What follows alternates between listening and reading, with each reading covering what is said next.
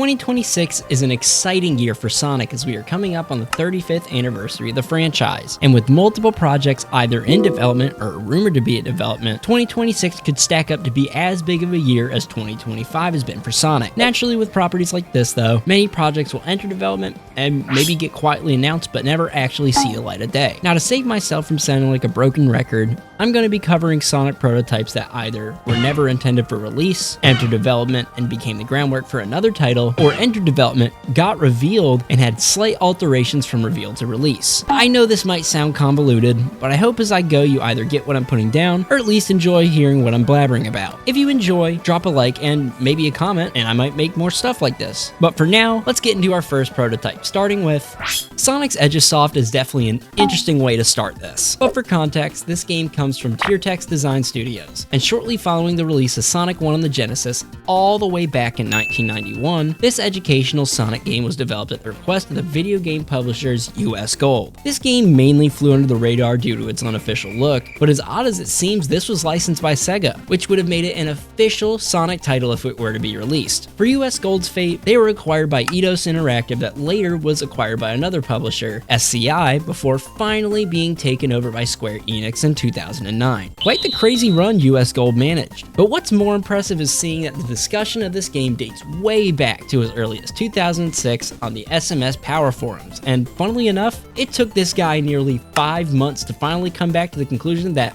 they thought this game was fake. Sega Sonic Bros was an arcade puzzle game featuring Sonic, Red Sonic, Yellow Sonic. Sega Sonic Bros. Plays like any other falling block puzzle game. Developed by Sega in 1992 and surprisingly was designed by the late Fukio Mitsuji, I hope I'm saying that right, who is best known for creating the Bubble Bobble games. As it seems, this game is a low-key holy grail. It was never released for home consoles, and due to poor location testing in Japan, it was unfortunately shelved. It would take 26 years for Sega Sonic Bros. To finally be playable to the public at the California X-Treme Arcade Game Show. And while the gameplay loop is simple, it's an insane feat for this game to live on a quarter of a century later. Also interesting to hear that whenever you hit level 40 in this game, it plays the Blue Sphere special stage music from Sonic 3 a whole 2 years before Sonic 3's release.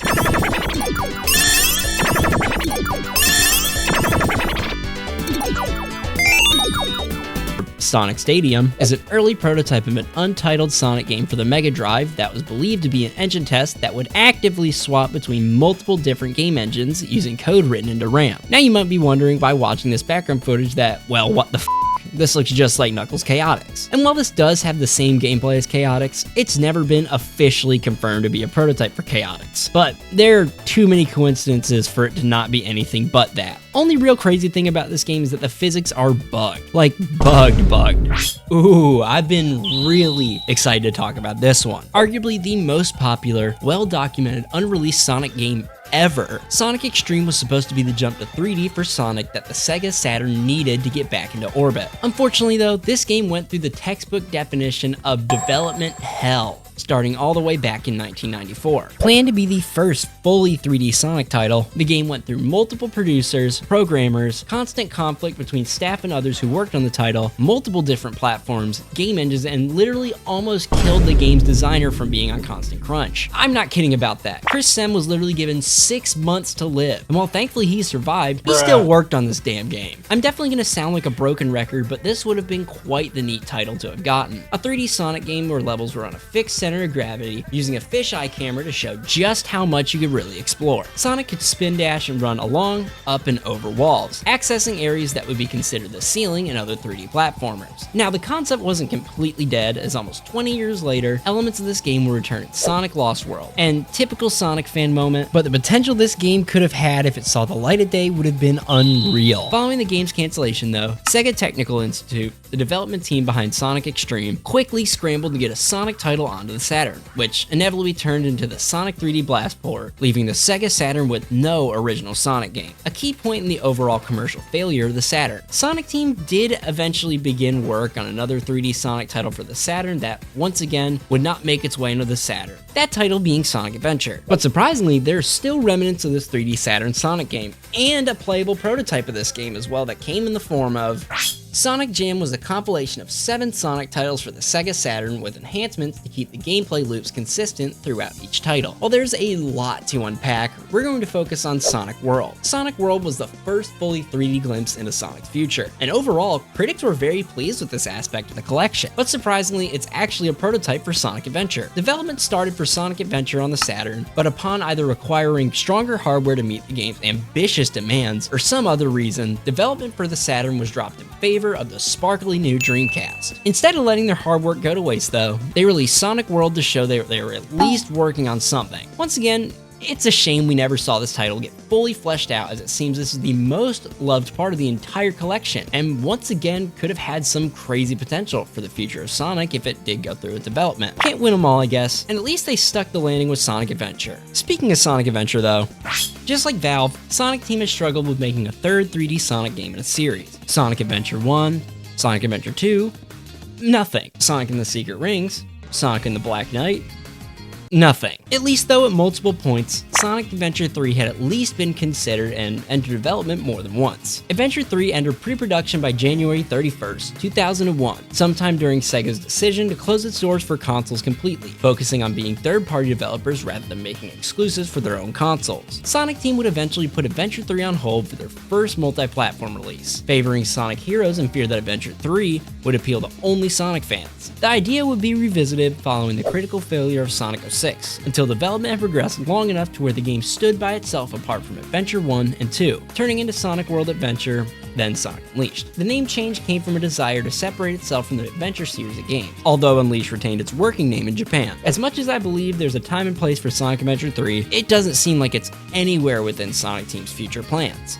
While working on cutscenes for Sonic Heroes, Visionscape, the team behind the cutscenes in Heroes, were whipping up a prototype for Sonic X-Treme. Not to be confused with 3D Sonic X-Treme, that one's different because it's missing the first E and there's an unnecessary dash in the word Extreme. Sonic X-Treme was an extreme skateboarding game more in line with the Tony Hawk Pro Skater series. The prototype featured a Green Hill themed skate park, allowing you to pick either Sonic or Shadow as you skate around on hoverboards. Yeah, I bet you know where this is going. Upon presenting the game to the head of Sonic Team, Yuji Naka, Naka was impressed and asked for a software design description for the title. And upon Visionscape's submission, they got ghosted by Sega just for Sonic Team to release their own hoverboard skating game, Sonic Riders, which featured a plethora of similar gameplay concepts. While not directly credited for its potential influence on Riders, co-founder of Visionscape, Matt McDonald, was not impressed seeing the reveal of Sonic Riders, especially considering Sega's radio silence and the uncanny resemblance of some of the features from X-Treme being clearly present in Riders. McDonald ultimately considered taking legal action against Sega and Sonic Team before his agent let him know that the non-disclosure agreement that him and his team signed for development of Sonic Heroes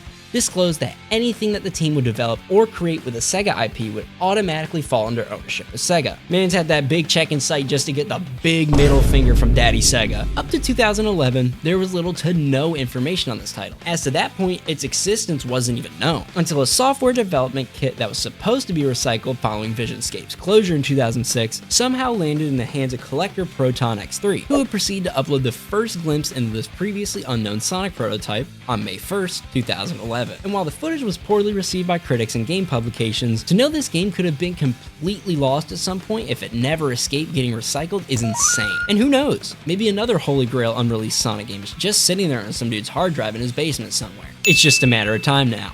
Sonic DS was an interesting prototype, as it seems it's the only title on this list that is just a prototype with zero plans of being anything bigger. Created for E3 2004, Sonic DS worked as not only a tech demo of the touchscreen capabilities of the DS, but also a display of how the hardware of the DS could be pushed to support a potential 3D Sonic title. The gameplay was simple: build speed by swiping back and forth on the touchscreen, and jump over obstacles by tapping at the top of the touchscreen. Outside of that, that's pretty much it. While there were never any official plans of continuing development with this game, the title was inevitably shelved, with Sonic Rush taking its place as the first Sonic game to make its way to the Nintendo DS. Still, pieces of this game made its way into other early Sonic titles, and while not directly correlated, an animation from Sonic DS made its way to Sonic Wildfire was the working title for Sonic and the Secret Rings, the first of many exclusive Sonic titles to hit the Nintendo Wii. The game originated from the desire of pushing a Sonic 06 port for the Wii, but due to time constraints to meet a release deadline, the Wii port was inevitably inevitably scrapped in favor of what we now know as Sonic and the Secret Rings. When development for Wildfire started, the Wii was still under the working name Revolution, so naturally, Sonic Team wanted to revolutionize Sonic, and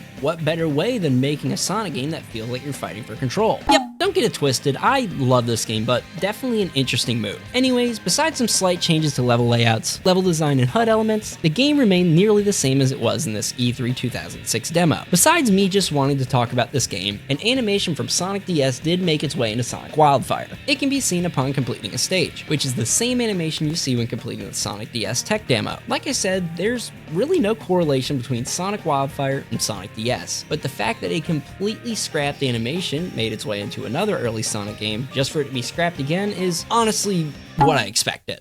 Sonic Boom was always an interesting title to me, as we could have had so much more if Sega didn't force Big Red Button to shift all development to the Wii U. Starting development in 2011 under the working name Sonic Origins before Sonic Synergy took its place, the game was intended to be a Jak and Daxter style game, slated for release on PC, Xbox One, and PS4 if I had to guess. Development was quickly moved to the Wii U though, as Sega had signed a 3-game exclusivity deal with Nintendo, and with Boom taking up one of those 3 slots, the game had to be practically rebuilt from the ground up as it was built in CryEngine, a game engine notorious for not running particularly well on the Wii U, resulting in the final product we have now. The reason why this game is on this list is because there is a prototype or build of Sonic Boom for PC or Xbox and PS4 out there somewhere. I just can't prove it right now. The game's announcement trailer shows what is very clearly not the same game we got upon release, as number 1, it kinda looks fun, and number 2, this looks much better visually compared to Rise of Lyric, as at this point I can only assume development on the Wii U was not far enough to be comfortably shown. I would kill to see the original concept for this game, as if it had enough time in the oven, it could have at least been passable. Sonic Mania was the critical success Sonic Team needed following a string of mismanagement consistently average to bad titles. Releasing August 15th, 2017, Sonic Mania was a smash hit, and while returning the ball back in Sonic's court momentarily just for it to get taken away upon the release of Sonic Forces, it was nice to see that at least something good could still come from Sonic after Sonic Boom. To celebrate the 8th anniversary of Sonic Mania's release, Christian Whitehead, the lead developer, director, and programmer of Mania, shared these screenshots of a 2.5D Sonic Mania prototype. While all we got were just a few screenshots, Whitehead provided some insight to the conception and eventual future of this title. After the release of Sonic Mania, Whitehead and his team worked with Sega to explore directions that classic Sonic could go in, and while Mania 2 never entered development, there was consideration of pushing classic Sonic past pixel art into either hand-drawn or 2.5D territory. And so, while creating the Star Engine with his team, Whitehead created a prototype that played with depth in a 2.5D space along with other gameplay ideas. While Evening Star and Sega branched off to make their own games, it's very clear that this engine was further developed into the engine used in Penny's Big Breakaway, Evening Star's first major release. While it would have been nice to see the direction a 2.5D Sonic title would have taken visually, I'm glad that Christian Whitehead could spin that prototype into such a neat game.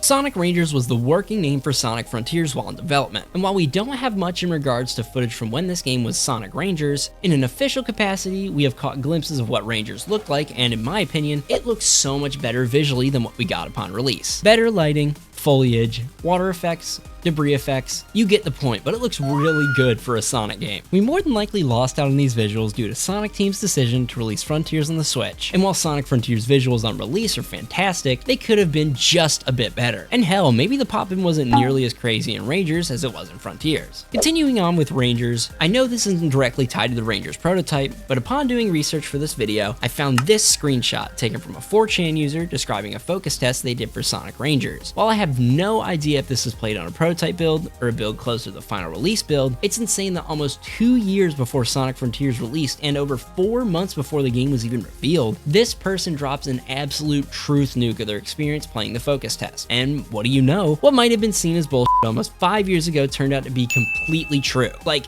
everything here is either in the final game or has something very close to it. Real neat to see. So whether or not a Sonic prototype sees the light of day, it's still interesting to see what concepts Sonic Team had planned for these titles or what concepts are reworked into newer titles. While what I covered might not seem like a lot, the rabbit hole for unreleased, cut, or prototype Sonic content is deep, and much deeper than I would like to go for today. But who knows, maybe someone has a spare drive or old console that is just holding onto a gold mine of Sonic prototypes that we didn't even know existed. Once again, if you'd like a deeper dive on other Sonic prototypes or unreleased content, or just want to say what up, drop a comment. And hey, if you made it this far, I appreciate you, and I'll see you all very soon.